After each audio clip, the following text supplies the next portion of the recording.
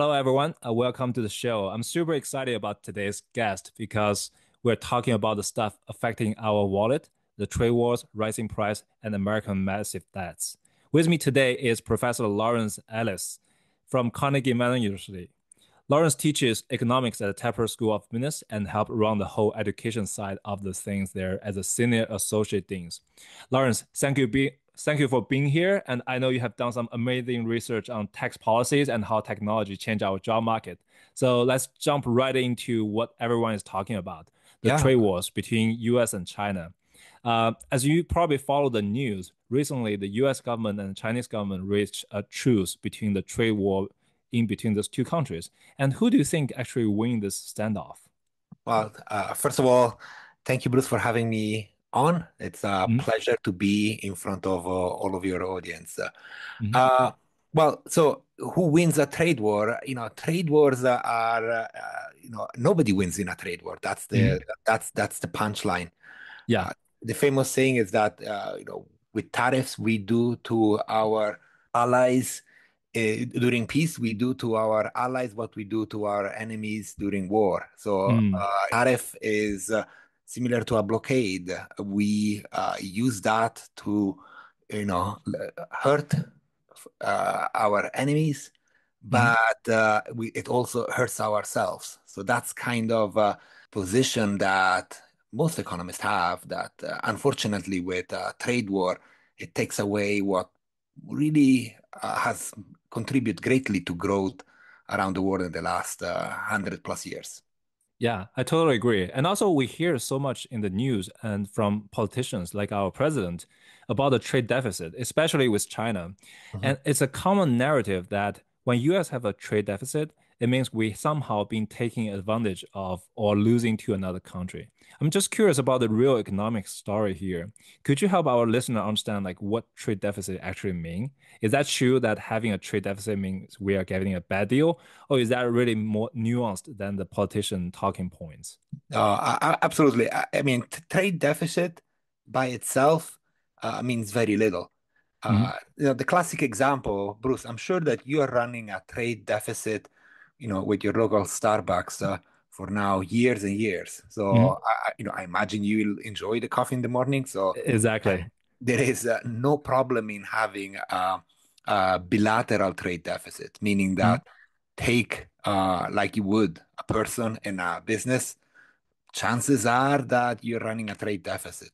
It Hmm. gets a bit more subtle when you think about the overall trade deficit for a country. But going Hmm. back to your question, just looking at the relationship between the US and China and staring Hmm. at its deficit it means nothing. Definitely, it's not a story about being taken advantage of. Gotcha. I think I agree with you on that point, and I think actually the trade relationship between U.S. and China benefit both countries from the standpoint of the people living in both countries. I think there are some losers in this global economy. Is like some of the blue collar workers in United States lost their job because they moved the factory out of the U.S. But the trade deficit will still be there, even if we stop trading with China. We're going to trade with Mexico, with other countries. So I Yeah. think like this problem kind of persists, and it's actually more like a distribution of the wealth instead of like the trade really hurting the U.S. economy. No, absolutely. I mean, the moment you mention the worker, you mention another issues with trade where, Mhm. uh, as with all economic forces, it creates winners and losers. Yes. The challenge with trade is that the folks who are on the losing end are Mhm. very visible. We could Yeah. go and meet these people in Rust Belt cities Mhm. and talk to them, and they would explain how their job was lost, and Mhm. that is very unfortunate. Yeah. The who benefits from trade is everyone.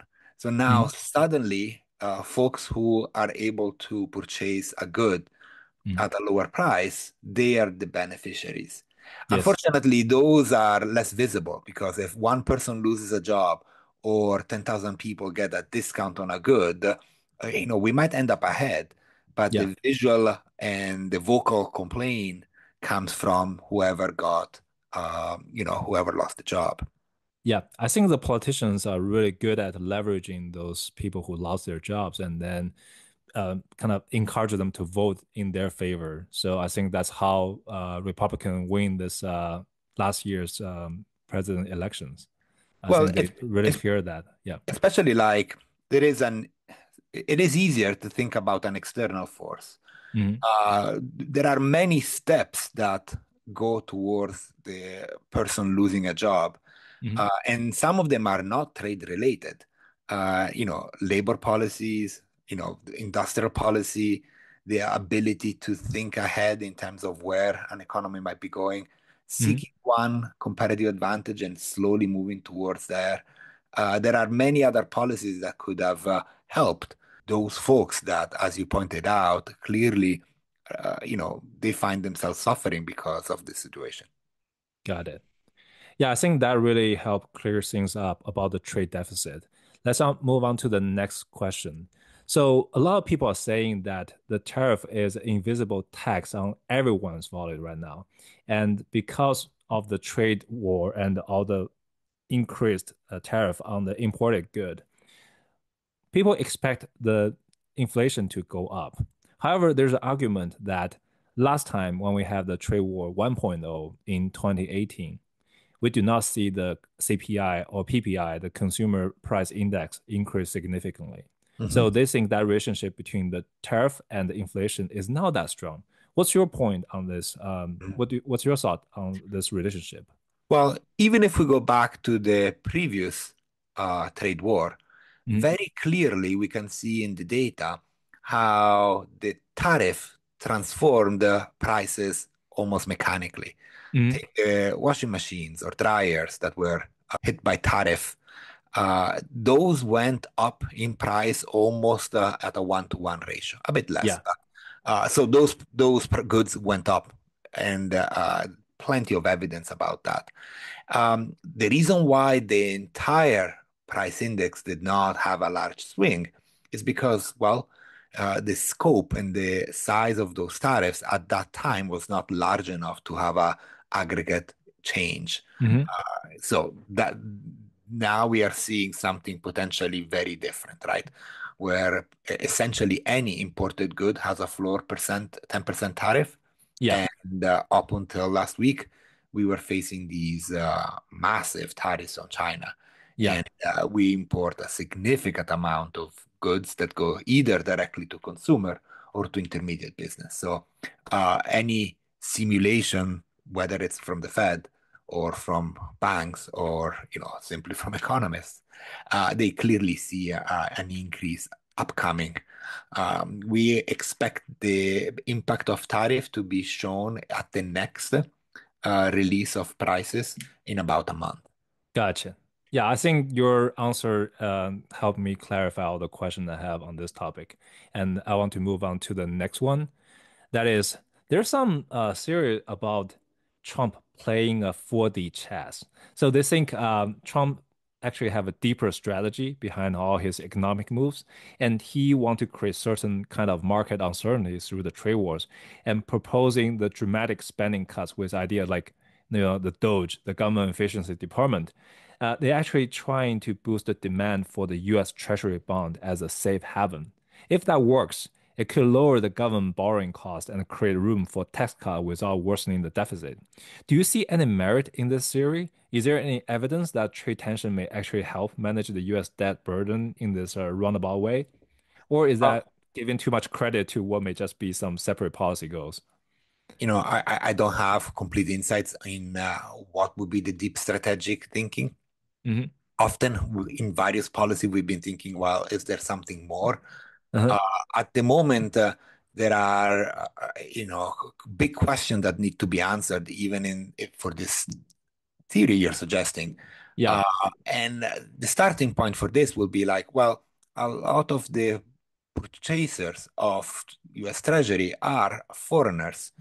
And immediately, once there was, after the announcement of the sweeping tariffs across pretty much the board, what we saw right away was a contraction in the demand for U.S. Treasury. Yeah. The mechanics for those are clear. Trade and international capital flows are intimately connected. If Hmm. you choke one, the other one will also suffer. Having capital inflows requires at certain stage to have trade deficits. So Mhm. there, even on the treasury side, I'm not sure that I agree on the potential deep layers of strategic thinking. What I think the play here is to go towards some tax cuts of Mhm. some extent, and we already see this being proposed, in part offset by a tariff. This is shifting the burden of taxation from income to consumption. So, from Mhm. the point of view of the consumer, it doesn't make a difference. Actually, the folks who might be the most impacted by this readjustment might be workers with lower incomes that face the blunt of the tariff, and they might not benefit entirely from the income tax cuts, which are mostly in general concentrated up for higher incomes. Exactly. And also, I checked last time when we had the trade war, the Trump administration got a lot of revenue from the tariff on the importers, and then he had to spend those money to subsidize all the farmers who got hit really bad by the counter act from other countries. So on the balance, I don't think the government actually made any additional revenue from this No, that's policy. right. I mean, it is a tax shift. I mean, the importers pay the tariff, consumer pay higher prices. So that tax is not collected externally. It's Mhm. collected internally. It's just a different redistribution. Yeah, I totally agree. And also, I think like if we're having less capital inflow, for example, like the other country has less trade surplus compared to US, they're going to have less money flow into the bond market because usually they use those dollars to buy the bond, treasury bond as a safe haven for their asset, right? That is correct. Yeah. So I agree with you. I don't think there's some 40 chess behind this. And if there are, I think they failed miserably because you see the treasury bond yield is skyrocketing nowadays, like goes really high. Mhm. So Absolutely. yeah. And I do see some scholars argue the US dollar's role as a primary reserve currency create a global safe assets shortage and pushing the surplus saving into the US market and effectively exporting other countries' imbalance to America. Do you think the dollar stats really drive the US persistent external deficit to that extent? Do you think this theory has any merit? Yeah, I mean, it is a way in which uh, a strong currency uh, is good for imports and bad for exports. Hmm. If any of you or in the audience that have traveled as a tourist might recognize that. Yeah. Um, uh, Indeed, many countries pursue the approach of devaluating the currency to Hmm. stimulate their exports. There are concerned that that's a policy that might be in place in China, but in the past we've seen this essentially everywhere, from Europe to Japan to South Korea. So, on the other hand, the US having a strong currency in high demand for a variety of reasons, is a burden for exporters. Hmm. But let's also not forget it's an advantage for importers. So Yes. there, in terms of where we end up on the trade deficit, it's a bit more tricky, but definitely it impacts the trade balance. Yeah, I see like some scholars argue that this global role of dollar reserve currency position actually really hurt US. But I feel like that claim is a little bit, I see some hypocrisy in that because every country want to be the reserve currency, but US has the power to be that. So if Mm. US doesn't want to be the reserve currency, like China or other like euro dollar, they want to be the reserve currency, and US won't actually fight to defend that position. So I think it's a little bit that theory doesn't have that much merit, but it does explain why we have this strong dollar role because of the reserve currency position. Yeah, no, I mean, there are many advantages. Countries that struggles with a stable or maintaining a stable currency might Yeah. attest on what is the value of having a stable and currency that it's in high demand. Mhm. So there's some thoughts about like if the capital inflow do impact impose exorbitant burden on the U.S., there are some ways to kind of relieve that burden. And they were thinking, can we try to solve this problem through some other policies? Like, because the strong dollar do create an industrial hollowing in United States. I mean, we lost manufacturing. Our goods are not competitive globally. And also the continuous capital inflow create inflated prices in real estate and financial market. We see boom and bust in those asset bubbles. And we also have the persistent capital inflow keep the dollar artificially strong. So the scholars are thinking like, what kind of policy we can do to change this cycle? Mm-hmm. Well, I mean, in all of this, we also don't have to forget our strong exporting services. Hmm. As country develop, they would naturally lose their manufacturing base, as they did previously lose a lot of their agricultural base, Yeah. moving towards more higher value added goods in manufacturing and in services is a process we see naturally evolving. So in thinking about what policies one should adopt, we have to be careful not to go against what is our potential competitive advantage just Hmm. for the goal of having an industrial base. Now, this is not a statement about so this national defense. Of course, there is a reason why we might want to maintain in certain amounts and in certain sector an industrial presence. The question would be, take steel, how much of it should we be making domestically for the goal of just reversing a trend? Yeah, I think your points makes total sense. And also I agree. For some of the manufacturing job they're trying to bring back, I don't think any United citizens really want to do those jobs. Working a Nike factory to make shoes. I don't think like people here want to do that kind of job. They really miss is those high-paying manufacturing job, like in the 50s, where you can have one worker working in the car manufacturing plant, and then you can raise a whole family with that salary. But I Mhm. don't think those kind of jobs still exist anymore, like No, because that's of right. the globalization. Yeah. And I mean, the thought should go on what more advanced manufacturing should look like. Mhm. Also, I mean, we could have a separate podcast about this, but if manufacturing were to return to any extent in the United States, uh, of course, the amount of labor input that will go into that would be very different. We Mhm. would not see a very labor-intensive manufacturing production process. Already with various onshoring efforts, we see highly automated, highly skill-driven with small Yes. workforce. So even if the output of manufacturing were to come back, it would look very different, from what our grandparents might have been accustomed to. Exactly. Even in China, like because of the aging population, all the new factory built are like turning more and more to those automation, like have the robots and capital expenditure instead of hiring more people to work in the manufacturing line.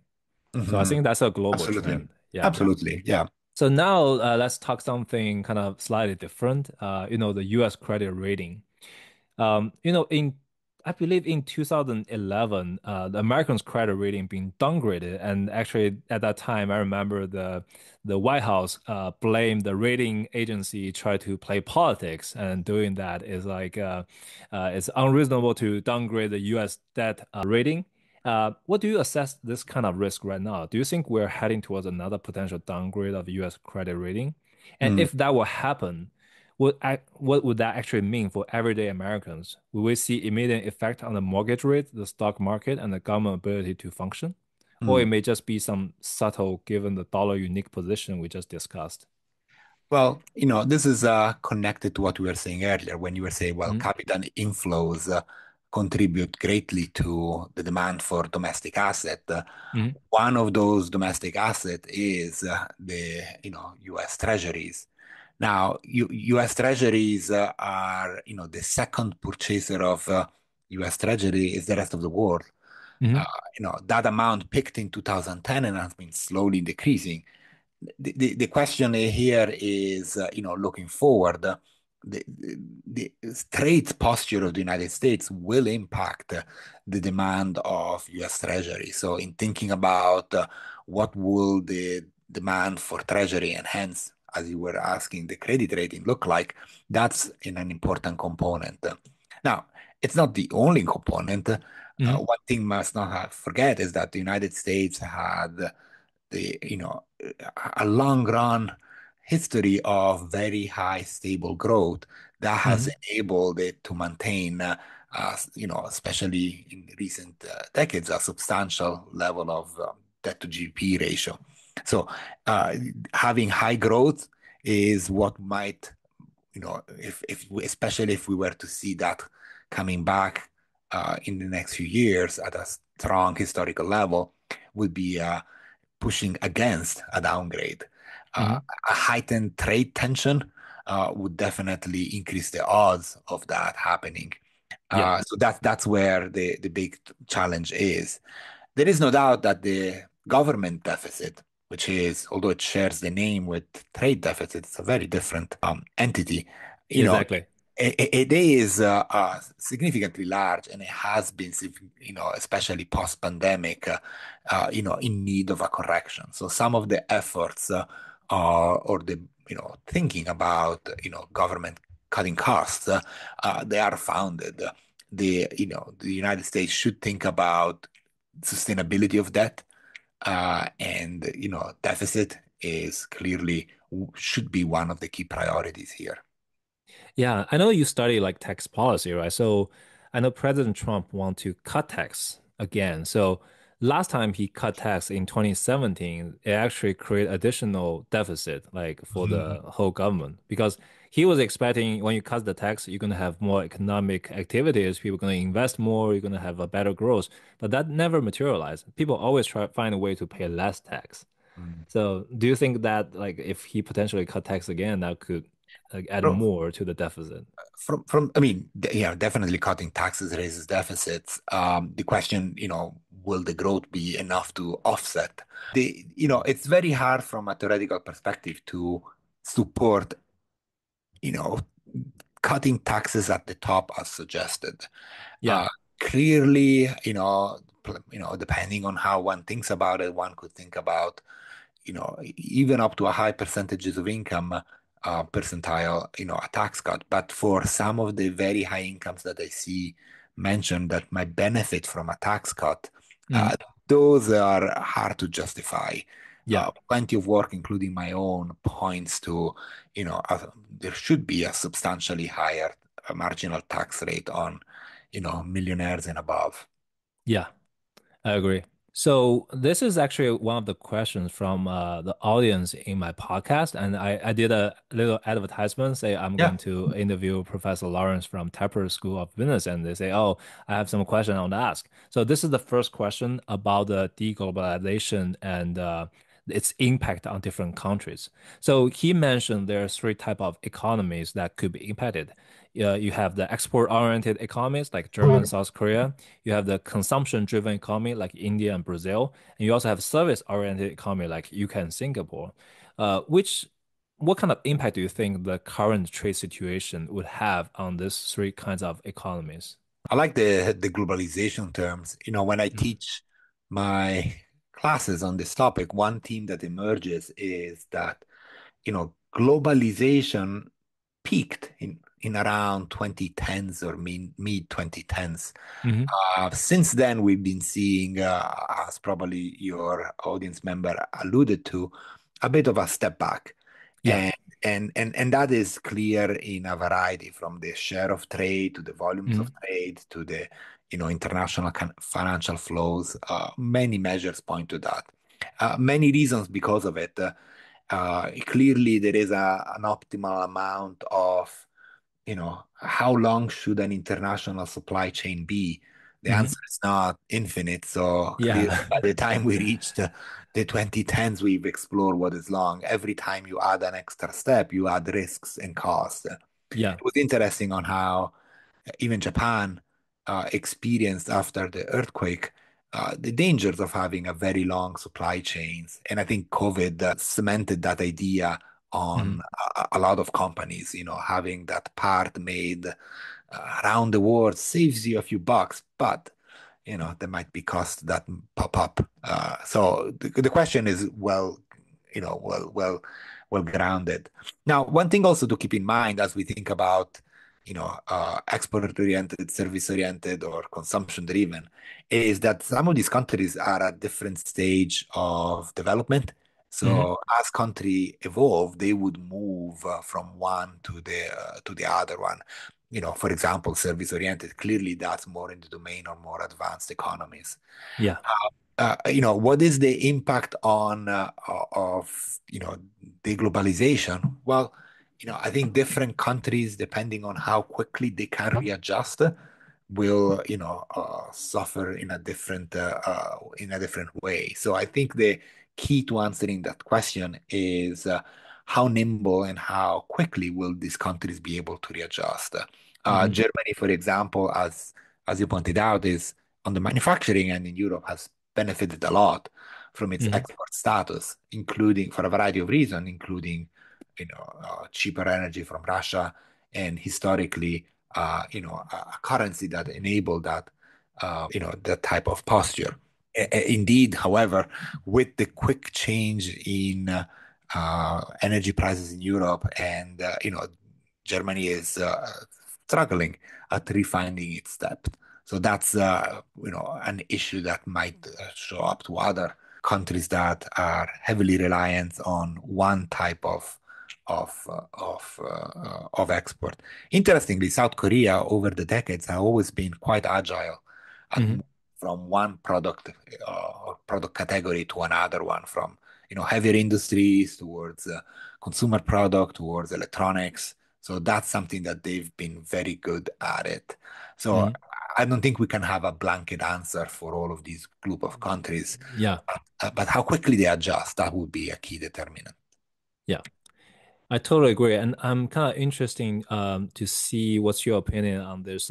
There's one argument that for the export-oriented economies, they artificially suppress the workers' wages to make their product more competitive, and they also devalue their currency. They don't have a strong currency to make their product even more competitive, like Germany and China. Mm. And the author argued that to fix the global trade imbalance, those surplus export-oriented countries need to reform in their internal distribution. They have to raise their workers' welfare and reduce those elites' share of the economic pie to Mhm. make this more balanced. Do you think that argument have some merits? Well, I mean, I don't think that German wages are particularly low. Mhm. There were some other advantages. We just mentioned cheaper energy cost might have been another way in which Mhm. overall competitive advantage in manufacturing might have been achieved. Um, Definitely, for example, in China, we might think about, well, as the country becomes wealthier, naturally there will be an upward pressure on wages that Mhm. would make manufacturing export less competitive over time. Indeed, it's natural to think that no matter what, whether there is more or less deglobalization, China's position as the world factory will eventually diminish, not Mhm. because of external pressure, but because of maturing into more an advanced economy Yeah. where importing manufactured goods from lower cost country now becomes more advantageous and Yeah. moving towards services that would be the next frontier. Indeed, I'm Mhm. very keen to start seeing movements in that sector. I think that's a tremendous opportunity for the country. Yeah, I agree. I think like a lot of the Chinese manufacturing sectors are actually declining. They are moving those like low-end, low-tech manufacturing to other Asian countries, and then they try to move into the higher-end manufacturing and move into service. So I think Yeah, that trend has started years ago, and absolutely. yeah, And that's kind of good news because it means that things are moving the way they should. Countries that try to keep those jobs at all costs, then you hinder growth. yeah. And the other thing I'm kind of curious about on a similar topic, right? So the EU is threatening to add additional digital tax on the a big service provider like Google, Facebook, Apple, and other companies that are only doing a digital service in Europe. Do you think that would change the balance of the trade? Because, US is a big exporter of the service. Yeah, absolutely. I mean, the idea there is how do we go and, that's how we started. How do we inflict some pain so that we can stop this trade war? Yeah. Initially, when at small scale, I think, the newspaper articles were about, oh, a tariff on whiskey from Kentucky or from Harley Davidson, trying to go at that political base or that senator. Here is, more broad base. It's the Mhm. next step where you say like, well, it doesn't make too much sense to put a tariff on manufacturing goods from the US, where it Yeah. can have a lot of impact, especially seeing how present in the administration our service provider is to Yeah. go after services. And that something that has not done before. So that would open almost like a new chapter, fortunately not, in in US and Europe trade relationship. Yeah. It is interesting, like just the other day, Mario Draghi, issued the forecast for the, European Union. And one graph that's, I found really interesting. They were adjusting the previous forecast, which is, well, given the trade tension, our growth will be less than we thought. Uh-huh. And they tried to decompose why was that. Yeah. And almost, and one was clearly we are getting these tariffs from the US, and that will limit our export and that will contract our growth. But interesting, the next chunk was the reduction of GDP induced by our own retaliation to the US. Again, the point that we raised earlier, which is, nobody wins. So even that forecast very clearly pointed out that, whether it's tariffs or Kentucky whiskey, this will hurt the EU. Exactly. Exactly. I totally agree. I think there's no winner in a trade war, and it's Yeah. easy to start a trade war. It's very difficult to stop one.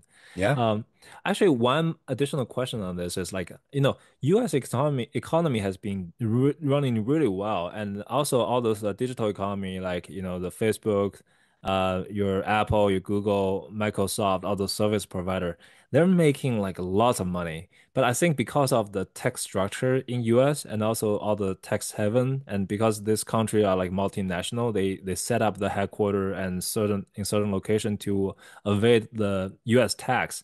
That partly contribute to the current the deficit problem the government has.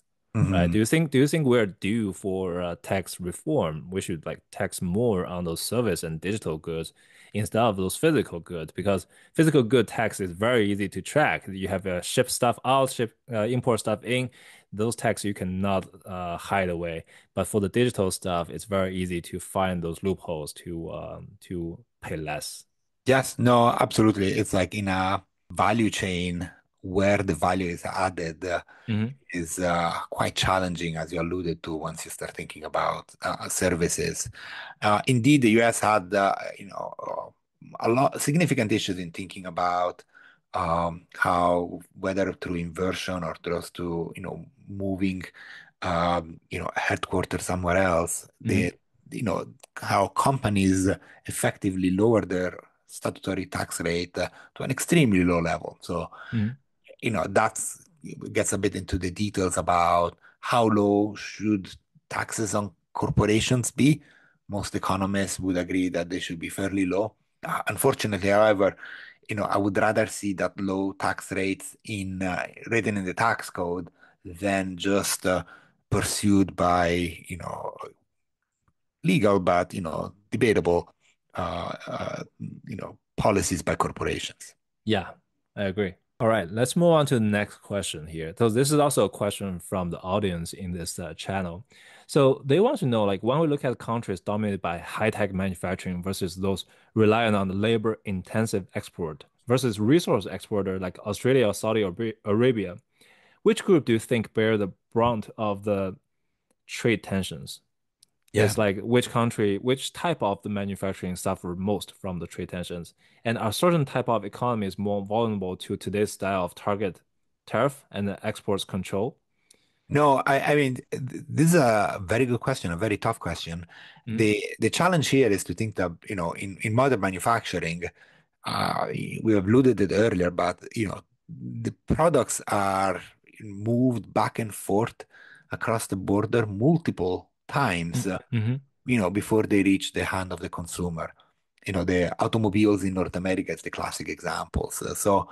Whether it is, for per each good, there might be complicated ramification on what does a trade war means, whether it's high tech or low tech. And this is part of the challenge on why a blanket tariff is problematic. mm-hmm. Different goods will respond differently, which means that the tariff itself might penalize more certain goods than others. Exactly. And that becomes really complicated because suddenly, it might be worthwhile making more motorbikes and less cars. I mean, I'm sure that was not the intent, but Mm-hmm, that might be some of the bizarre implications of this. Uh, so, to start thinking about the answer, the more has the good crossed the border in terms of times that the value had been harder, the more that will be vulnerable in a trade war. So goods that have long or complicated uh, supply chains spanning multiple countries, that's where we start seeing a lot. Services have less of that problem, right? mm-hmm. I like to think when I make the example in class, I talk a lot about education. That's a service we provide, and it's provided in my classroom and exported once students leave the building. Uh, Yeah. so that's like it doesn't have as long as a supply chain because it is mostly high labor intensive. So clearly here, high tech goods or goods that have a long supply chain, those are the ones that are more vulnerable. The more basic the good, the less problem of these distortion. Yeah. Now, having said that, I saw that there is also resource exporters. There, the connection is different, which is not one of, oh, I am suffering because of tariffs. The mechanics of that might be given that the world slows down, Mm-hmm. then my demand for resource slows down. So Yeah. when we see the price of a barrel of oil declining, that's that we understand why, right? Because it's immediately connected to these lower growth forecasts. Yeah, I totally agree. I think you provide a very valuable framework for thinking about this problem. Because if you want to really do the calculation, you have to really see, like, for the different industry, how much of their supply chain rely on other countries, factories and the companies.